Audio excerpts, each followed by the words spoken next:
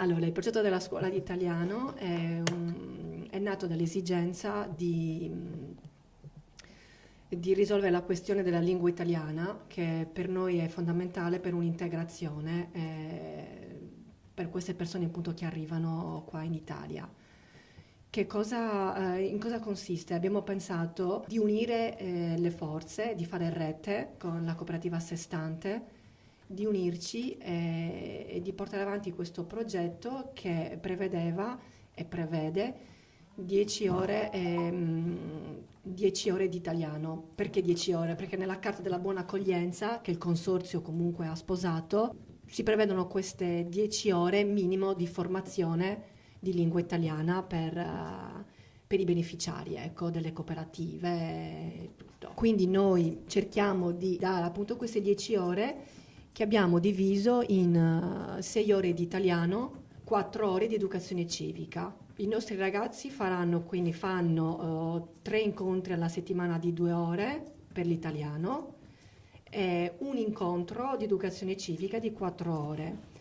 Questo perché 4 ore? Perché si prevedono dei laboratori per educazione civica anche molto attivi, in cui li si porterà anche, tempo permettendo, poi dalla primavera anche un po', insomma, in giro, a anche sperimentare anche i vari servizi. Mettere educazione civica perché ci siamo accorti che comunque è una migrazione anche molto diversa rispetto a tanti anni fa. Perché tanti anni fa comunque il migrante arrivava che era anche non c'era la richiesta d'asilo, quindi era abbastanza indipendente e doveva da subito farsi da lui il passaporto, fare andare da lui, insomma, aprirsi un conto, tutte queste cose che invece adesso non stanno più succedendo perché comunque ci sono le cooperative che sopperiscono, che aiutano il migrante. Ma abbiamo visto che questo porta poi anche a un qualcosa in meno, ecco, li stiamo privando di un'autonomia, anche di una conoscenza. E quindi abbiamo ritenuto opportuno che conoscano bene il territorio, prima di tutto il territorio dove sono loro e anche l'Italia, e quindi portiamo anche la cultura italiana. Nell'italiano dedichiamo appunto queste 6 ore e l'italiano verte naturalmente sulla grammatica, ma anche su farli parlare, perché per loro è importante subito poter parlare. Abbiamo adesso attualmente 10 classi di italiano con un massimo di 15 persone per classe. Siamo 5 docenti attive, ogni docente ha da un minimo di 2 a un 3-4 classi. Il progetto adesso si è sviluppato ulteriormente perché è stato sposato dal consorzio e l'abbiamo integrato anche con le certificazioni. Ad alcuni studenti sarà data la possibilità di prendere una certificazione di lingua e questa sarà seguita da un'ulteriore cooperativa, una cooperativa migranti, la cooperativa migranti associazione migranti, scusate, che non fa parte del consorzio, ma si è resa appunto disponibile a collaborare con noi e preparerà appunto questi ragazzi a questa certificazione Roma 3 da un livello A2 e anche magari un livello B1 per dare un certificato che naturalmente è valido in tutto il mondo. Noi che abbiamo portato avanti questa struttura da quando abbiamo iniziato come Orizzonti, abbiamo avuto adesso i nostri che sono qua da 2 anni. Io ho alcuni studenti che hanno un B2 e quindi molti dei nostri studenti adesso stanno facendo appunto il servizio civile, stanno facendo dei tirocini, hanno trovato dei lavoretti, grazie soprattutto al fatto che parlano bene l'italiano. Questo progetto poi non abbiamo messo il nome, non abbiamo dato il nome perché non ci uscivano nomi che ci entusiasmavano e da lì mi è venuta l'idea, ma perché non la facciamo mettere a loro un nome? Nelle ore di educazione civica si lavorerà sulla creazione del nome della scuola. A ognuno di loro verrà dato anche un foglio in cui loro liberamente proporranno un nome alla scuola. Naturalmente questo sarà fatto anche con un lavoro prima per poi arrivare a appunto completare questo foglio dove metteranno il loro nome.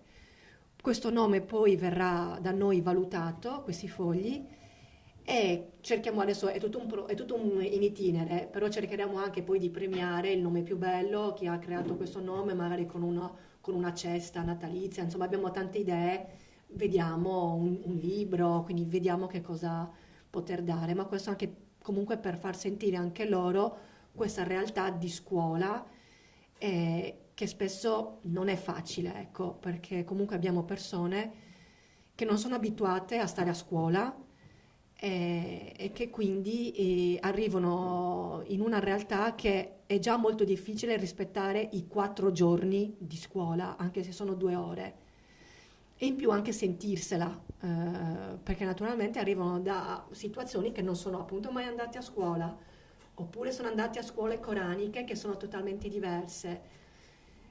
Quindi anche per loro, insomma, dover stare, abbiamo visto già 2 ore è difficile, stare fermi 2 ore, anche se pensiamo anche ai nostri ragazzi, insomma, e anche per noi, insomma, non è facile rimanere fermi. In più addirittura fare anche magari con l'educazione civica 4 ore, adesso insomma non è, si lavora già per cercare di farli vivere al meglio anche questa realtà per loro, per alcuni di loro molto diversa.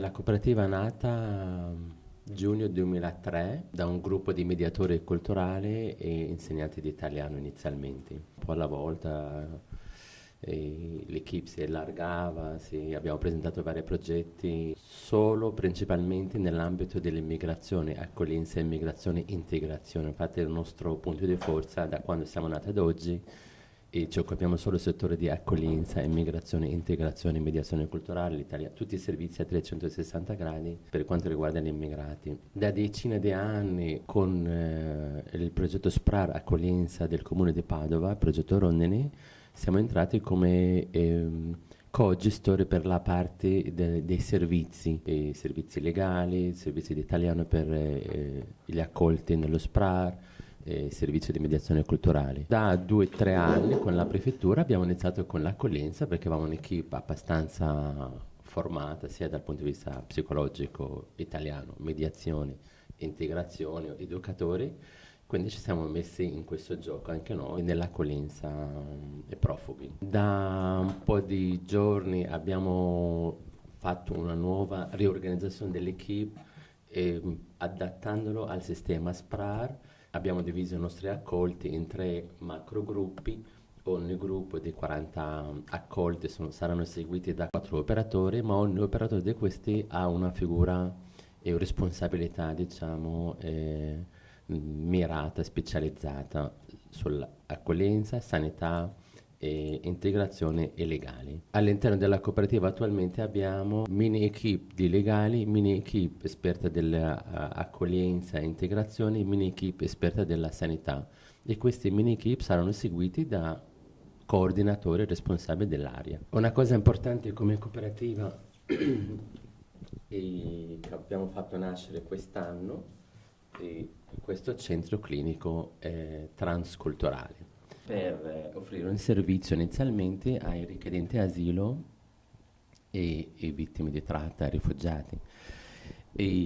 Nato quest'anno il 21 giugno e l'abbiamo fatto nascere con la coincidenza il 20 giugno, la giornata mondiale del rifugiato, perché tra l'altro quest'anno il Ministero della Salute ha emanato le linee guida, ok, della presa in carico dei richiedenti asilo, rifugiati e vittime di tratta dal punto di vista psicologico. Il centro anche offre servizio di formazione in ambito transculturale per gli operatori. È vero anche noi non abbiamo la sede di papalaggio, stiamo cercando una sede